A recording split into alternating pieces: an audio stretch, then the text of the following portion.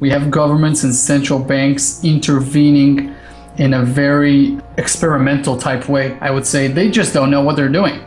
No central banker or politicians has ever done what these guys are doing right now, and there's just no telling what can happen. Everything's a wild card at this point. Hello everyone, and welcome into crushthestreet.com. We got a special interview with Lior Gantz of wealthresearchgroup.com. He's the founder, he's the president, and Lior is a value investor, who focuses on beating the markets, and he's got, a really strategic way to approach investing. And you know what? He's someone who I consider a mentor in my life because of just the way he approaches investments and also just the balance that he has. He's about to be a father, a great husband, and he's running this premier financial publication. And I'm looking forward to having this conversation with him in these very, very volatile times. So Lior, thanks for joining me. Hey, thanks for having me. I'm very excited. Lior, here at crushthestreet.com, we've been documenting this economic collapse for some time now, and I must point out that it seems like every other day there seems to be some sort of deadly act of violence, whether it's a terrorist attack, protests, just tons of things going on, shootings all over the world. And I want to ask you, is this a simple reaction to a crumbling financial environment? Are people reacting to the fact that there's just not as much opportunity in the world at the moment? Well, great question, Kenny. I think, violence is the result of frustration and despair, and it's a very easy outlet for your emotions. I can understand that. I just don't have time to get frustrated or desperate. Instead, I spend a lot of time educating myself on how I can best serve others and myself. I guess if your question was how to react to what's going on, I would say the best way is not to act violently. I would say now is a very good time to diversify yourself politically as well as financially, and just realize that in the 21st century, we're all going to live a lot longer, and we're going to experience much more changes in our lives, and we got to embrace rapid change instead of fighting it, and just capitalize on what's going on in the world and not try to change it so much. What's out of our control is out of our control, basically. Yeah, well, I mean, that's great advice, especially with the current situation we're dealing with and having a optimistic approach to it. And that's why I like speaking to guys like you who can shed some light on that. Lior, but these problems that we see now, do you see them escalating here in 2016, 2017, and into 2018, these Brexit-type moments, these coups in Turkey, these protests, and these economic problems? Do you see these escalating over the next couple of years? I do. Look, the global economy is slowing. One of the best indicators to see that is shipping. It's down both for personal and business use. Loans are contracting in a very rapid fashion. That means people are not building businesses, not moving forward with investments, etc. Commodities, except for the precious metals, who've been very, very good this year, they are very cheap. Corporate profits are down for a number of consecutive quarters, and that's one of the best indicators that a recession is coming. Recessions are very natural, Kenny. I wrote about it at the Wealth Research Group site. It's called As Natural as the Thunderstorm, and it's just about the fact that recessions are very timely. They happen. You don't need to get frustrated about it or naive about it. They just happen. What does worry me is that the free markets don't get a chance to grow out of recessions anymore, to learn lessons and improve. Instead, we have governments and central banks intervening in a very experimental type way. I would say they just don't know what they're doing. No central banker or politicians has ever done what these guys are doing right now, and there's just no telling what can happen. It's everything's a wild card at this point, and I guess that's why Ray Dalio, who is the best hedge fund manager in history, has had such a success in the last 2 decades with the all-weather portfolio. That's the best performing mutual fund in history. And what I've done is studied what this billionaire has done, and I've learned his disadvantages as a fund manager. Runs, about $80 billion in the all-weather portfolio, and I found ways for the individual to increase those returns because basically he doesn't have the constraints of having so much money and clients to satisfy. So personally, I am running with a portfolio called the Four Seasons portfolio for 2016, and actually for our members of Wealth Research Group, 100% transparency with them. They all have access to this portfolio, and I decided to give this to the Crush the Streets subscribers as well at wealthresearchgroup.com/wealth transfer. The way this is set up is it's the all-weather portfolio on steroids. So if Ray Dalio can only kick into fifth gear because there's many constraints to hedge funds, this goes all the way to sixth gear. That's about all I can say. But anyone who was ready and thinks that the economy is in a rough shape should take care of himself and be very, very diversified. Well, thank you for that offer. Of course, we'll have that link in the video. Lior, I would tell you at the beginning of the year, looking at what we saw coming out of China with the news and the stock markets violently reacting, and then with Brexit happening not that long ago, the markets reacting violently then as well, I would not have expected to see U.S. stocks hitting all-time highs in the face of such disastrous fundamentals. And so I'll ask you, does it shock you that U.S. equities are hitting all-time highs here in 2016? This is a very, very good question, and if you wouldn't have brought it up, I would have brought it up myself. This is a very, very big anomaly. A big anomaly. Some companies are grossly overvalued, but you got to realize that the institutional money, the big funds, the sovereign funds, hedge fund managers, etc., they have few alternatives. What are you gonna do? You're gonna put your money in bonds. Most bonds are yielding negative interest rates right now. That means you get to pay somebody and to loan him money. That is insane. Cash, staying cash, and what do you get out of it? It erodes from inflation.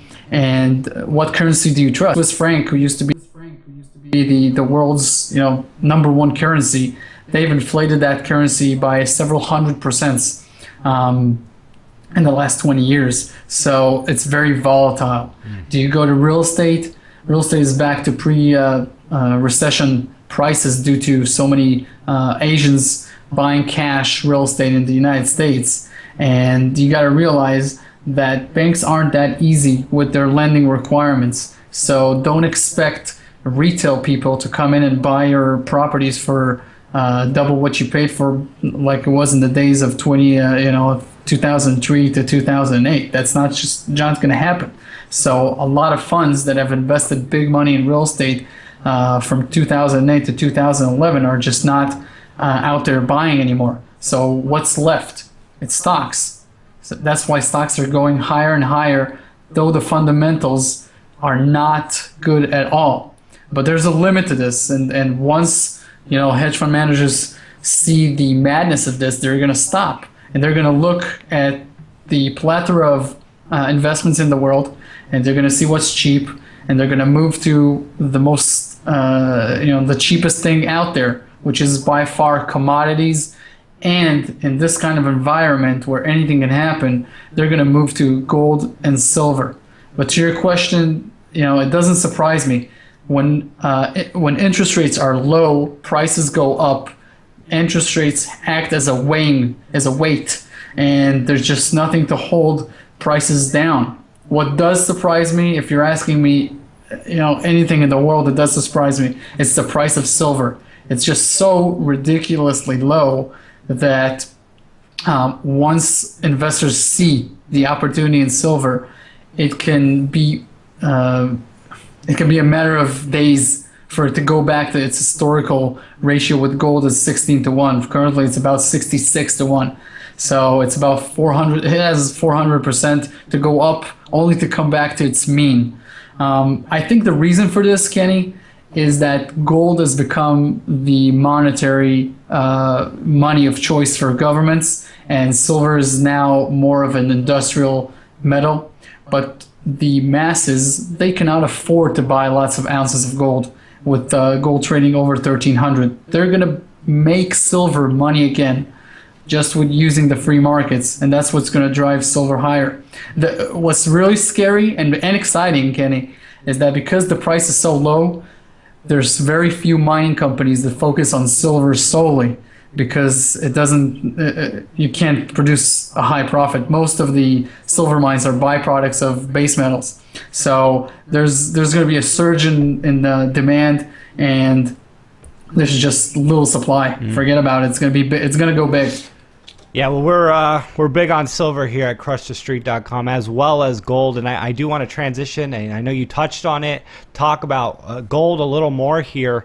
And one of the things I noticed was gold had some big moves, in Brexit type moments. We saw some big moves after the news come out in China earlier in the year, and then Brexit happened. We were seeing $100 swings, $100 swings intraday on gold while that type of news was coming out. And I want to get your thoughts here, if you think that gold is going to move like that when these big events happen, if we're going to see gold have those big moves forward in chunks, a shoot towards the 14 and then a shoot towards the 16 and then 2000, based on this, big financial news that's inevitably coming, just like you said, with negative interest rates, debt, and just all the problems that are on the horizon, kind of creating the perfect storm here for precious metals. So just some of your thoughts on that.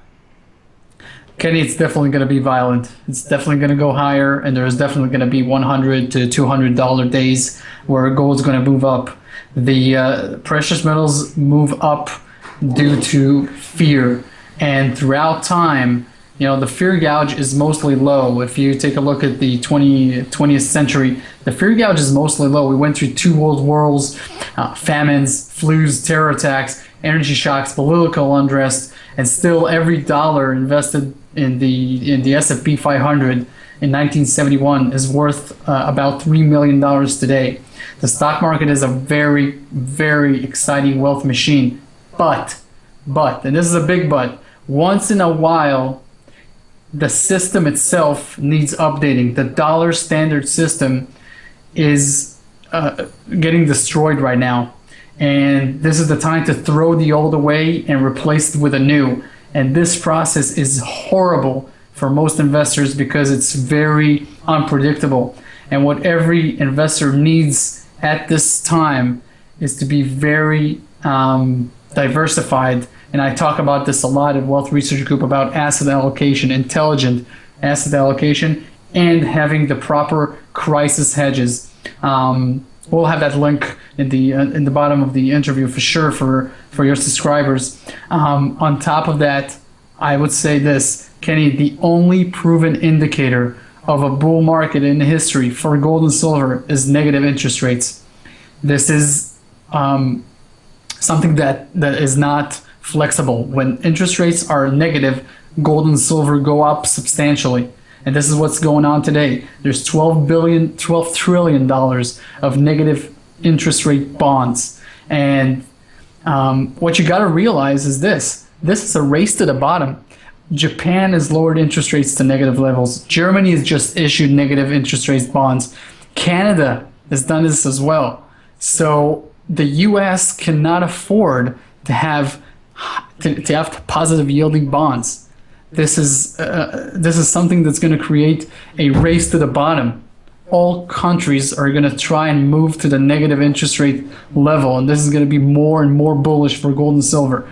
In my opinion, whoever is ready and is not afraid should be very glad at what's going on, because he can capitalize on this. After a 5-year bear market in the mining shares, they are incredibly cheap. We just debuted our first profile in Wealth Research Group, by the way, K92 Mining, and it went up 72% in 6 days. It's the highest performing stock in the TSX in the last 6 days. Personally, from April until now, I've done 4 doubles in 4 different stocks, and I'm currently researching 5 more. We've been researching them for months. One of these companies I've been looking at since 2011, and we're just waiting for the perfect entry point. And this is obviously email sensitive alerts that we send to our members, and it's part of the Wealth Research Group plethora of service, which is free. By the way, you can just go to wealthresearchgroup.com, sign up for a letter, and you'll be one of the contrarians that get this information on the spot live. Yeah. So to answer your question, Kenny, yeah, I believe the future. That's why I founded Wealth Research Group. I was a long-term investor who finds these deep value compounding companies that serve you well for decades, but the system itself is in danger, and it's very hard to predict what's going to happen in a 30-year time span. This is not the 1970s or 80s where you could see the future and it was bright. This is a very, very tough environment, and precious metals would just do fantastic. And as an owner of mining shares, you basically own the most important metals in this environment. So you're going to get rewarded real good with select companies that have the right management. Yeah. Well, Lior, that's really good advice and inspiring, actually. I like talking to inspiring people, and it's one of the reasons I really appreciate you. I want to ask you, just in closing thoughts, closing words of advice, what are you recommending to people now in 2016? And of course, give people an idea, and I know you already did this to an extent, but give people an idea of what they can expect to find if they visit you at wealthresearchgroup.com. Sure. I believe the first thing anybody should do is get out of debt. Close down your debt, consumer debt, business debt, whatever debt you have. This is the worst time to have debts. A deflationary environment is horrible for debt holders, and that's your primary step right now. The second thing you got to do is make sure that you are very, very valuable to your employer, or very, very valuable to your customers as a business owner.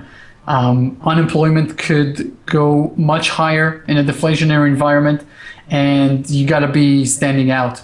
That's the 2 main things anybody should do. Now, if you have savings and you want to invest them, you got to make sure to be very strategic. Lots of assets are going to go down big, and other investments are going to go high big time. This is called a wealth transfer. And at Wealth Research Group, what we do is we build a financial fortress of assets with our subscribers. You can go to wealthresearchgroup.com/financial fortress and see a two-minute video on exactly what Wealth Research Group is all about. But I guess if you want to learn exactly what I'm doing, then if you want to access the 4 seasons portfolio, you go to wealthresearchgroup.com/wealth transfer, and it's all there. I mean, there's just no other way to do it. You got to be very diversified and very strategic, and you can make a fortune with what's going on right now. Lior, again, thank you for coming on the show and sharing with us the years of knowledge and research that you've done in the markets and the economy. It's greatly appreciated. Thanks for coming on the show. Thank you very much. I hope to be here lots of times.